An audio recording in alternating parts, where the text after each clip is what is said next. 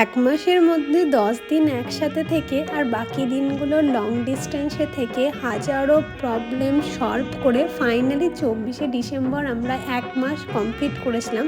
যদিও এই এক মাসটা ছোট্ট একটা মাইলস্টোন, তাও ছোট ছোট জিনিসে একটু আনন্দ করা দরকার। সেই মতোই সকালবেলা দিনটা শুরু হয়েছিল তার হাতের চা দিয়ে, আর সেই দিন প্রচুর ঠান্ডা ছিল, রোদ ওঠেনি। আর সকালবেলা আমি তার জন্যই ম্যাগি তৈরি করেছিলাম। পরে দুপুরবেলা লাঞ্চে তিনি একটা স্পেশাল চিকেন রান্না করেছিলেন আমার জন্য, যেটা আমার কাছে খুব ভালো একটা দিন ছিল, কারণ এক মাসের মধ্যে প্রথম সেই দিন আমি তার হাতের রান্না খেয়েছিলাম।